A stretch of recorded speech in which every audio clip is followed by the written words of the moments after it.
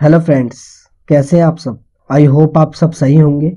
आज हम बात करेंगे पीओके के बारे में, पाकिस्तान ऑक्युपाइड कश्मीर के बारे में। किस तरह 1947 में तब दोनों देश आजाद हुए, हिंदुस्तान और पाकिस्तान, और किस तरह पाकिस्तान ने ही 1947 में ही वॉर छेड़ दी और बहुत बड़े हिस्से पर पीओके पर कब्जा कर लिया। वो हम पूरी डिटेल में जानेंगे कि किस तरह कैसे वॉर की स्टार्ट हुई और कैसे कश्मीर का भारत में विलय हो गया।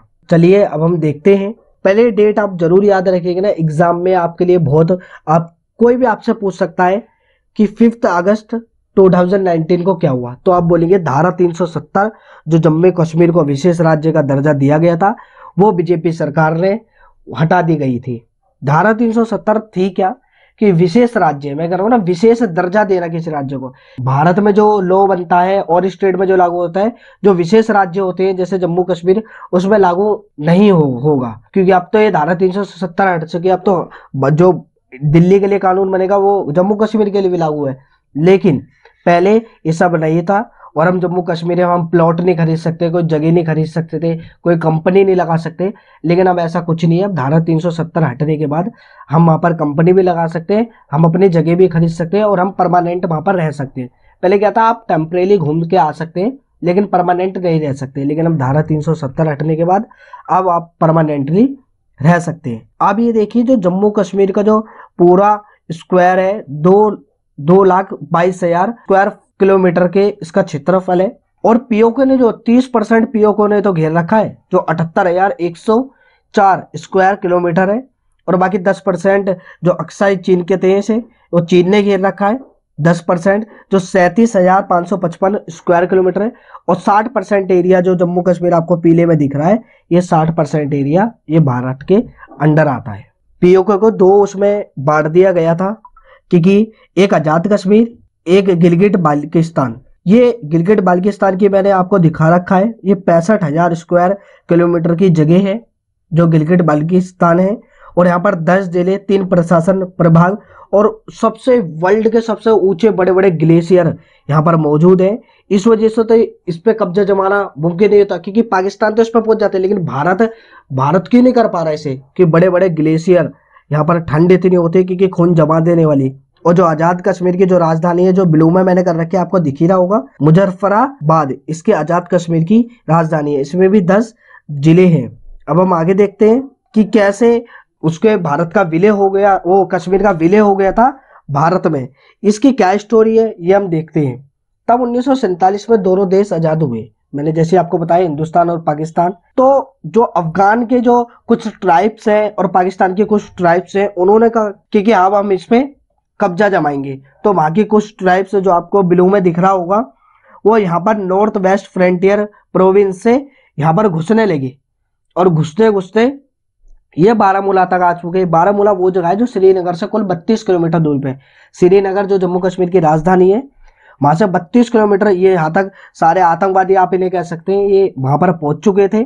और फिर ये खबर राजा को भी लगी, क्योंकि राजा तो उस टाइम पे ये था कि राजा ने ये कह दिया था कि ना मैं पाकिस्तान में जाऊंगा और ना मैं हिंदुस्तान में रहूंगा, मैं न्यूट्रल रहूंगा, मैं अपनी शासन किसी को नहीं देने वाला। राजा हरि सिंह ने ये फैसला कर लिया था। लेकिन तब ये नॉर्थ वेस्ट फ्रंटियर से घुसने लगे आतंकवादी, जो आप इन्हें कह सकते हैं। तो रावलपिंडी में 3 अक्टूबर को 1947 में विद्रोह भड़क उठा और उस विद्रोह ने रावलपिंडी में ही एक अस्थायी सरकार का जन्म दे दिया, स्थापना कर दी कि हमारा फैसला तो ये लेगी। और जो राजा की सेना थी, अब विद्रोह भड़क उठाए तो राजा की सेना और जो आतंकवादी आ रहे, ये दोनों आपस में लड़ने लगे। तो राजा की सेना तो कम थी, तो राजा ने फिर सरदार वल्लभ भाई पटेल से कहा कि आप हमारी मदद करें। तो सरदार वल्लभ भाई पटेल जो गृह मंत्री रहे हैं फर्स्ट भारत के, उन्होंने कहा कि हम तब तक कश्मीर का भारत में विलय कर देंगे। तो 26 जो रेड में आपको दिखा रखा, 26 अक्टूबर 1947 को सहमति पत्र पर हस्ताक्षर हुए। जो आपको दिख ही रहा होगा, जो राजा हरि सिंह बैठे हैं कैंप में, जवाहरलाल नेहरू बैठे हैं और भी बहुत बड़े नेता बैठे हैं यहाँ पर पीछे। और कश्मीर का भारत में विलय हो गया। अब कश्मीर का भारत में विलय हो गया तो कश्मीर की समस्या नहीं थी, ये भारत की समस्या थी। तो भारत ने अपनी सेना भेजी।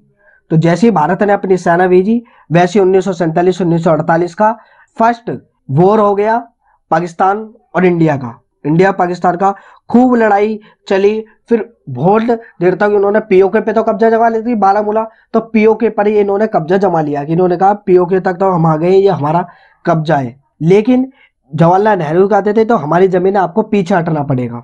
तो 1 जनवरी 1948 को पंडित जवाहरलाल नेहरू कश्मीर का मुद्दा यूएन में ले गए थे। यूएन संयुक्त राष्ट्र में ले गए और वहां पर ये फैसला उठाया। तो उन्होंने अप्रैल 1948 में यूएन ने एक 3 महत्वपूर्ण दिशाओं पर संकल्प 47 पारित किया। उनका ये कहना था कि भारत की जमीन से पाकिस्तान अपनी सेना को पीछे कर ले, क्योंकि ये भारत की जमीन है। अब यूएन को भी पता लग गया था, क्योंकि यूएन ने तब ये फैसला सुनाया, तो ऐसे फैसला तो नहीं सुनाया। उन्होंने एक अपनी टीम भेजी जो पाकिस्तान का दौरा करा, जिन्होंने इंडिया का दौरा करा, जिन्होंने कश्मीर का दौरा किया। वो सब चीज वहां की जनता से पूछने लगे कि क्या था। तो ये सब उन्होंने तभी फैसला सुनाया। तो यूएन को भी लग गया था कि पाकिस्तान ने जबरदस्ती, क्योंकि अभी देश दोनों आजाद हुए हैं, तो जबरदस्ती इतने बड़े हिस्से पे हिंदुस्तान का जो जमीन वो पाकिस्तान में कब्जा कर लिया है। इस वजह से तो यूएन को भी पता था, तो यूएन ने एक फैसला सुनाया। और इस फैसले की 3 होता कि पहले बिंदु पे लागू होगा, मतलब 3 जो फैसले सुनाए थे, पहला फैसला लागू होगा, फिर दूसरा फैसला लागू करेंगे। लेकिन पहला फैसला लागू हुआ ही नहीं, उसने अपनी सेना पीछे हटाई नहीं। पाकिस्तान का ये कहना था कि अगर हम अपनी सेना पीछे हटा लेंगे तो इंडिया हम पे वॉर कर देगा, लड़ाई कर देगा, बम फेंक देगा। और अगर इंडिया का भी ये कहना था कि अगर मैंने अपनी सेना पीछे हटा ली तो ये लड़ाई छिड़ जाएगी और दोनों ही परमाणु संपन्न आने वाले टाइम पे जो कारगिल वॉर आएगा वहां पर हो जाएंगे। फिर ये दोबारा दोहराए जाता रहेगा। और ये भी सेकंड पॉइंट ये रखा गया कि न्यूनतम भारतीय सेना सीमा पर रखी नहीं जानी चाहिए। तो फिर वही बात आ गई कि न्यूनतम जितनी उसकी सेना की जरूरत है उतनी ही भारतीय सीमा या पाकिस्तान की सीमा पाकिस्तान रखे और भारतीय सेना भारतीय सीमा पे रहे। लेकिन ऐसा भी नहीं, दूसरा पॉइंट भी लागू नहीं हुआ, क्योंकि ये कहा अगर हम सारे सैनिक हटा लेंगे, जो थोड़े बहुत सैनिक रहेंगे तो वॉर हो जाएगी, वो हम पे हमला कर देंगे, हम उन पे हमला कर देंगे, ऐसी दोनों की। और तीसरा था सैनिकों की वापसी के बाद जनमत संग्रह आयोजित करें। अब ये जनमत संग्रह आयोजित क्या होता है ये मैं आपको बताता हूँ। जनमत, जन का मतलब लोग, मत का मतलब वोट, और संग्रह एक आयोजित करें। जैसे वोटिंग डलती है तो आम जनता, जैसे ब्रेक्जिट जो अशोक गुनावत सर ने वीडियो बनाई है ब्रेक्जिट पर, तो ब्रेक्जिट क्या है, जो कि ब्रिटेन का यूरोपीय संघ से एग्जिट कर जाना, ब्रेक्जिट कहलाता है। लेकिन वहां भी यही हुआ था कि वहां की जनता से वोट करवा दिए गए थे सबसे कि ब्रिटेन को अलग करा जाए कि नहीं, तो सबने हाँ करी और ये अलग हो गया। तो इसी तरह जनमत संग्रह ऐसा है क्योंकि ये हुआ नहीं, क्योंकि ज्यादा जो पॉपुलेशन थी वहां माइनॉरिटी मुस्लिम की थी, तो ये सब भी वहां हो नहीं पाया था। अब हम देखेंगे कश्मीर विवाद जो बहुत समय से चला आ रहा है, ये है क्या कश्मीर विवाद। एक तो मैंने आपको बताया 1947 में जो 1948 वॉर हुआ, उसमें युद्ध रेखा 1949 में कराची समझौते की स्थापना कर दी गई, क्योंकि अब ये इतनी रेखा बना दी गई, युद्ध विराम रेखा, जिसको हम बाद में एलओसी भी बोलते हैं। फिर 1972 में, जो 1972 में शिमला समझौता हुआ, क्योंकि शिमला समझौता वही जो हमने बांग्लादेश को आजाद कर दिया था, फिर वॉर हो गया था, जिसपे बॉर्डर मूवी भी बनी है। और आधिकारिक तौर पर एलओसी जो आपको इस वाले साइड में छोटे वाले मैप में मैंने दिखा रखा है, जो रेड जो श्रीनगर से, ये एलओसी है, लाइन ऑफ कंट्रोल, क्योंकि इतनी वो पाकिस्तान की सीमाएं, इतनी वो भारत के, क्योंकि ये कश्मीर वाली। लेकिन भारत कहता है कि पीओके भी हमारा है, लेकिन तब ये इंटरनेशनल तो सीमा मानी जाएगी, क्योंकि इसके आगे तो वो ही है कि पाकिस्तान की सेना करिए तो हम इंटरनेशनल सीमा से मान सकते हैं। फिर 1999 में वॉर हुई, कारगिल का वॉर, जो ऑपरेशन विजय चलाया भारत की तरफ से, जो बहुत ही, कारगिल आपको दिख ही रहा होगा एकदम बीच में, देखो आप कारगिल, तो इस ऊंचे पर्वतों पे कारगिल की लड़ाई लड़ी गई। और भी मैं आपको एक खास चीज बताना चाहता हूँ, 1963 में आपको एक कॉक 1 दिख रहा है, कॉक 1 और कॉक 2 तो ये तुम्हारा हो गया कि अक्साई चीन, जो चीन ने हमारा एशिया, और जो मैंने ब्लू कर रखा है ये हमारा ग्लेशियर है। और जो कॉक ये है कॉक 1 1963 में पाकिस्तान ने अपने दोस्त चीन को, चाइना को गिफ्ट कर दी गई थी भारत की जमीन। अब ये सब ये चाइना में आता है, ये कॉक वाला जो रेड वाला हिस्सा, ये सब ये चाइना में आ जाता है। अब हम देखेंगे पीओके हमारे लिए क्यों जरूरी है। अगर हम पीओके के कैप्चर करते हैं, उसे लेते हैं, वॉर भी होती है, तो इतना कुछ करने के पीओके हमारे लिए क्यों जरूरी है, एक तो इस वजह से पीओके हमारे लिए जरूरी है। पीओके से कई देशों की सीमा लगती है, चीन की लगती है, पाकिस्तान की लगती है, अफगानिस्तान की लगती है, और ये हमारे लिए मध्य एशिया जाने के लिए कॉरिडोर भी हो सकता है, क्योंकि हम इस रास्ते मध्य एशिया जा सकते हैं, जो अभी हम नहीं जा सकते कि पीओके पाकिस्तान के अंडर में आता है। और भी बहुत से जो वन बेल्ट वन रोड जो उसकी नीति है, इतने करोड़ रुपए चीन ने खर्च करे हैं कि वो पूरा पाकिस्तान तक उसके पीओके में से होके रोड आएगी, और तब हम ये अपनी जमीन ले लेंगे उससे, तो थोड़ी ना बना देगा।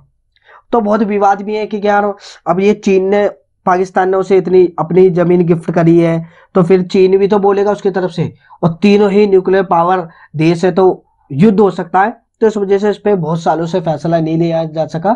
75 साल हो गए हमारे देश को आजाद हुए, तभी भी ये फैसला नहीं लिया जाएगा। आज भी वही प्रॉब्लम है जो पहले थी। और मीरपुर जो मुजफ्फराबाद है, जो आजाद कश्मीर की राजधानी है, वहां पर गोल्ड भी मिलेगा आपको, कोल भी मिलेगा, चौक भी मिलेगी, ग्रेनाइट भी मिलेगा और बॉक्साइट, ये सब उपलब्ध है कहां पर, पीओके में। इस वजह से भारत के लिए भी बहुत महत्वपूर्ण है। लेकिन भारत इसे कैसे ले सकता है? एक वजह से ले सकता है कि पहले तो भारत की पॉलिसी रही है कि नो फर्स्ट अटैक पॉलिसी, क्योंकि भारत पहले आक्रमण नहीं करेगा। भारत पहले आक्रमण, हाँ, अगर पाकिस्तान हमसे कुछ बम या हमारे सैनिकों को मारता और ज्यादा, तो हम वॉर की स्थिति में आने से तो हम पीओके पे हमने कब्जे में ले सकते हैं, क्योंकि हमारे लिए सबसे अच्छा मौका होगा कि, लेकिन इंडिया की तो नो फर्स्ट अटैक पॉलिसी रही है, क्योंकि हम सबसे पहले अटैक नहीं करेंगे। ये बहुत पहले से चली आ रही है। अब मैं आपको दिखा देता हूँ कि जो पीओके में बहुत सुंदर सुंदर जगह है, ऐसे तो कश्मीर में भी है, जो हमारे भारत में श्रीनगर है उसमें बहुत सुंदर जगह है, लेकिन जो पाकिस्तान में जा चुकी है वो आप देखिए। आजाद कश्मीर की नीलम घाटी, ये नीलम घाटी का दृश्य है आजाद कश्मीर के, देखो कितना सुंदर दृश्य है, नीचे नदी बह रही है। ये सब दृश्य इंडिया में भी है, लेकिन ये सब अगर इंडिया में होते तो और अच्छी बात होती, क्योंकि इंडिया की जगह ही है ये सब। और नीलम घाटी में हरे भरे जंगल देखो आप, जंगल तो मतलब लकड़ी मिलेगी वहां से, अगर जानवर तो बहुत कम हो रहे, तो सब चीज संतुलन बना रहेगा। और आपको दिखाता हूँ बाग जिले में कोटला, ये देखो कितनी सुंदर, आपने वाली मूवी देखी होगी बजरंगी भाईजान, उसमें लड़की यहीं से तो पीओके की तरफ से तो पाकिस्तान की इंडिया उसमें हो जाती है, मैं तो खेल ली होती है, ऐसी दृश्य है ना वहां का भी। तो ये वीडियो देखने के लिए आपका बहुत धन्यवाद, आपको बहुत कुछ समझ में आया होगा। और प्लीज इसे लाइक करें, शेयर करें ज्यादा से ज्यादा, और सब्सक्राइब करना ना भूलें। Thanks for watching.